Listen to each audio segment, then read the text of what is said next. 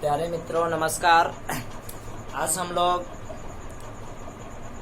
संसाधनों के संरक्षण के लिए विश्व के द्वारा क्या क्या प्रयास किए गए हैं, उन सभी प्रयासों को आज हम लोग एक कतारबद्ध तरीके से, लाइनबद्ध तरीके से सीखेंगे। तो संसाधनों का संरक्षण क्यों आवश्यक है, थोड़ी इस पर बात कर लेते हैं। सर्वप्रथम संसाधन की जानकारी होना चाहिए। संसाधन वे सारी वस्तुएं हैं जो मानव जीवन के लिए आरामदायक हो, मानव के लिए परिसंपत्ति हो, संसाधन कहलाता है। जैसे मनुष्य भी एक संसाधन है, या अपनी भाषा में हम लोग कह सकते हैं कि वे सारी वस्तुएं जिसका प्रयोग मनुष्य अपने सुविधा के लिए, अपने आराम के लिए करता है, संसाधन कहलाता है। जैसे सड़क है, सड़क पर हम लोग चलते हैं। नदी है, नदी हम लोग का पानी काम आता है। पहाड़, पर्वत, रेल और खुद मनुष्य भी बोझा ढोता है, रोड पर चलता है, दूसरे का काम आता है। ये सारी की सारी वस्तुएं संसाधन है। तो आप संसाधन समझते होंगे, हम लोग संसाधन का क्लास कर चुके हैं। तो आज हम लोग संसाधनों के संरक्षण, तो संसाधनों का संरक्षण का अंतर्राष्ट्रीय प्रयास, पूरे विश्व में संसाधनों के संरक्षण हेतु क्या क्या प्रयास किए गए, उनको हम लोग एक क्रमबद्ध तरीके से सीखेंगे। तो एक बात समझ लीजिए, तो आज हम लोग यही देखने वाले हैं, संसाधनों के संरक्षण का अंतर्राष्ट्रीय प्रयास, या संसाधनों की रक्षा हेतु या बचाव हेतु अंतर्राष्ट्रीय विश्व स्तर पर क्या क्या प्रयास किए गए, इसे समझना है। पहला प्रयास क्लब ऑफ रोम, एक कमेटी था रोम मतलब इटली में, जहां क्लब ऑफ रोम 1968 ईस्वी में एक बैठक किया। क्लब ऑफ रोम के द्वारा 1968 ईस्वी में एक बैठक हुआ इटली के शहर रोम में, जहां पे प्राकृतिक संसाधनों का अंतर्राष्ट्रीय स्तर पर संरक्षण का पहला प्रयास किया गया।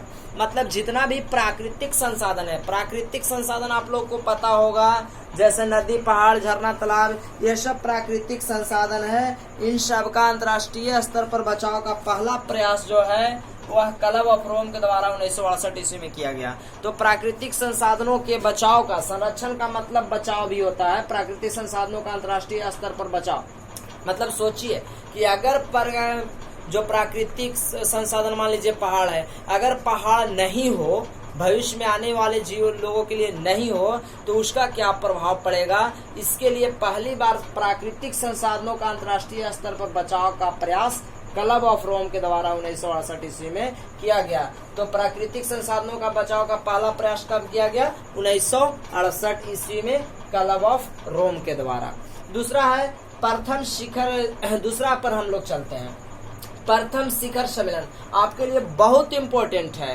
प्रथम शिखर सम्मेलन का आयोजन 1972 ईस्वी में स्टॉकहोम, जो स्वीडन का राजधानी है, कहाँ? स्वीडन, सुनिएगा ध्यान से, स्टॉकहोम।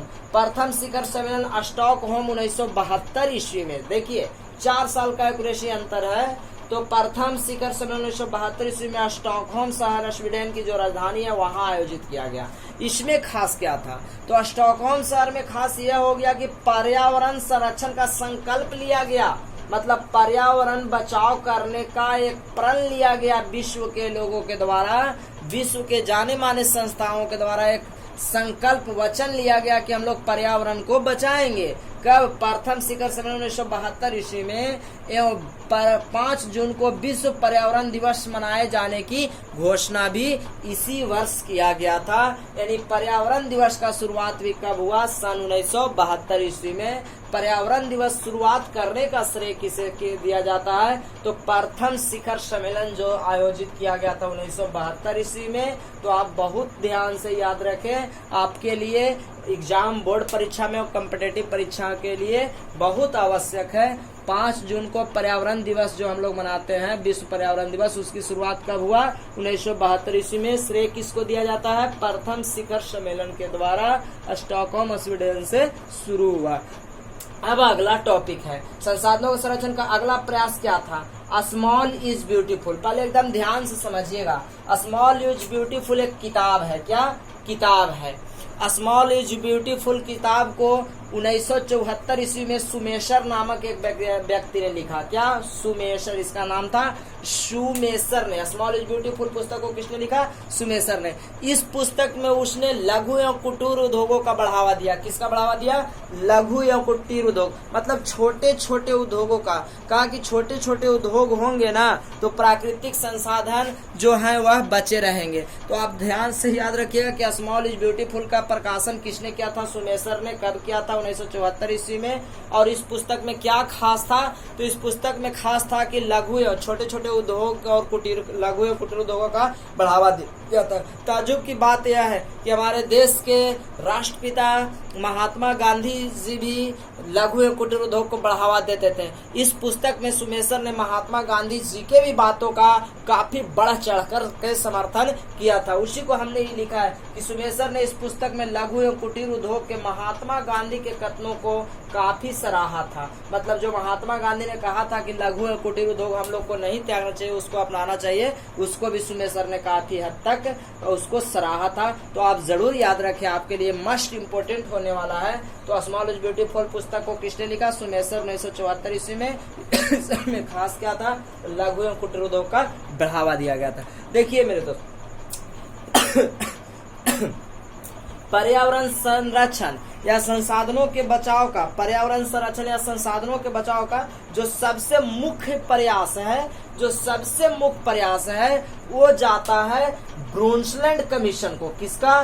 ब्रुंसलैंड कमीशन। एकदम ध्यान से याद रखिएगा, ब्रुंसलैंड कमीशन आयोग। क्या था ब्रुंसलैंड कमीशन आयोग? सुनिएगा, ब्रुंसलैंड कमीशन आयोग ने सन 1987 ईस्वी में आवर कॉमन फ्यूचर, हमारा साझा भविष्य नामक पुस्तक या रिपोर्ट का प्रकाशन किया।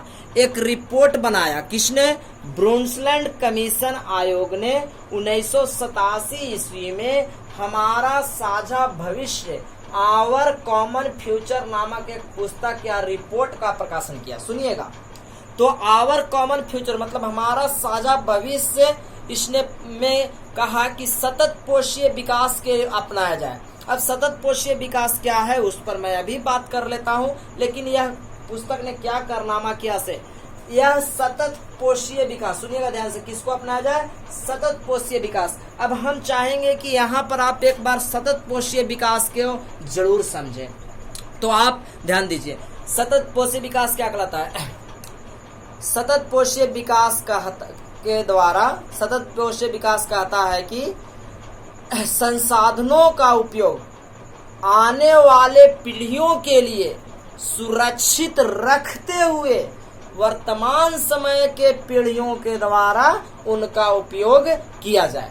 सतत पोषीय संसाधन क्या कहता है? फिर से सुन लीजिए, आने वाले पीढ़ियों के लिए, जो पीढ़ी हम लोग के बाद आएंगे उनके लिए संसाधनों को सुरक्षित रखते हुए, बचाते हुए वर्तमान समय के पीढ़ियों को संसाधनों का उपयोग करना चाहिए। यही सतत पोषीय विकास अथवा संसाधन कहलाता है। इसका मतलब यह हुआ कि जैसे हम लोग अभी सुन लिए, अभी हम लोग प्राकृतिक गैस है, मान लीजिए नदी का जल है या पहाड़ है, उसका हम लोग बिना किसी रुकावट के बेहिचक उसका प्रयोग कर रहे हैं। अगर सोचिए, जब आने वाले पीढ़ियों के लिए, जब बाद में जो पीढ़ियां आएगी, हम लोग के बाद आएंगे, उनके लिए जब पहाड़ नहीं बचा रहेगा, उनके लिए जब पेट्रोलियम नहीं बचा रहेगा, उनके लिए प्राकृतिक गैस नहीं बचा रहेगा, कच्चा तेल नहीं बचा रहेगा, तो उनका भविष्य क्या होगा? इस बात को चिंतन करते हुए ब्रुंसलैंड कमीशन ने सतत पोषीय विकास को सराहा था। तो सतत पोषीय विकास कहता है कि वर्तमान समय के लोगों को संसाधनों का प्रयोग ऐसा करना चाहिए कि आने वाले भविष्य के लोगों के लिए भी संसाधन शेष बचा रहे। तो आशा करते हैं आपको सतत पोषीय विकास जरूर समझ में आया होगा। परंतु यह क्या हुआ, ब्रुंसलैंड कमीशन का यह जो प्रयास था वह पूरे विश्व में एक लहर दौड़ा दिया। पूरे विश्व के देशों ने सराहा। कि यह जो कार्य है वो बहुत बेहतर है। मतलब पूरे विश्व के लोगों ने, पूरे विश्व के देशों ने कहा कि नहीं, सतत पोषीय विकास बहुत अच्छी बात है। अगर हम लोग संसाधनों का बचाव नहीं करेंगे तो बाद में आने वाली पीढ़ियों को इसका खमियाजा भुगतना होगा। इसके लिए क्या हुआ कि 170 देशों ने, सुनिए 170 देशों ने, सुनिएगा 1987 की बात है, 170 देशों ने एक साथ आकर कहा कि हाँ, हम लोग सतत पोषीय विकास को अपनाएंगे। यही हमने लिखा है कि हमारा साधा भविष्य नामक एक पुस्तक या रिपोर्ट का प्रकाशन किया, जिसमें 170 देशों ने 170 देशों को सतत पोषीय विकास के लिए एक साथ लाया। तो आप जरूर समझ पाए होंगे कि सतत पोषीय विकास क्या है। तो सतत पोषीय विकास का एक बार फिर से समझ लीजिए। भविष्य में आने वाले पीढ़ियों के लिए संसाधनों को सुरक्षित रखते हुए वर्तमान समय के पीढ़ियों को संसाधनों का प्रयोग करना चाहिए। यही सतत पोषीय विकास यानी ब्रुनसलैंड कमीशन आयोग ने कहा था। तो आशा करते हैं कि आपको जरूर समझ में आया होगा। और यह कितने देशों को एक साथ लाया था? तो 170 देशों को एक साथ लाने का काम किया था ब्रुनसलैंड कमीशन आयोग ने। और इसी के आधार पर यहाँ से शुरू हुआ था पृथ्वी सम्मेलन। तो अब हम लोग पढ़ेंगे प्रथम पृथ्वी सम्मेलन, द्वितीय पृथ्वी सम्मेलन और तृतीय पृथ्वी सम्मेलन। तो अगला हम लोग का टॉपिक होगा प्रथम पृथ्वी सम्मेलन। तो आप जरूर ये सब डेट को याद रखें अपने कोडों में। ऐसे यहाँ 4 साल बाद है, 2 साल बाद है, फिर इस तरह से आप क्रमानुसार जरूर याद रखें। तो थोड़ा आगे जरूर देखिए प्रथम पृथ्वी सम्मेलन, द्वितीय पृथ्वी सम्मेलन और तृतीय पृथ्वी सम्मेलन को। तो आप पूरे वीडियो को देखिए। आपको पसंद आएगा तो प्लीज लाइक करना ना भूलिएगा।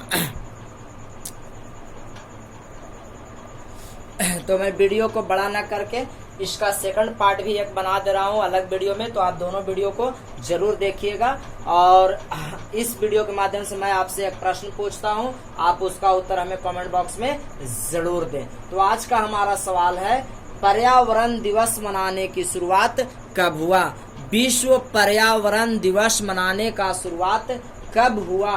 विश्व पर्यावरण दिवस मनाने का शुरुआत कब हुआ? हमारा चॉइस ए है। चॉइस ए में है आपको 1968, चॉइस बी में है आपको 1970, चॉइस सी में है आपको 1972 और चॉइस डी में है आपको 1987। तो आप अपना उत्तर हमें कमेंट बॉक्स में जरूर दें, हमें आपके उत्तर का इंतजार रहेगा। प्रश्न सुन लीजिए, विश्व पर्यावरण दिवस जो हम लोग 5 जून को मनाते हैं, उस मनाने की परंपरा का शुरुआत कब हुआ? चॉइस आपको दिया गया है, अपना उत्तर आप कमेंट बॉक्स में जरूर दें। यदि आप वीडियो को पसंद करते हैं तो प्लीज लाइक करना ना भूलें, दोस्तों के साथ शेयर करें। और यदि आप हमारे चैनल को सब्सक्राइब ना किए हैं तो सब्सक्राइब भी अवश्य कर लें। इसका दूसरा पार्ट आप अवश्य देखिए।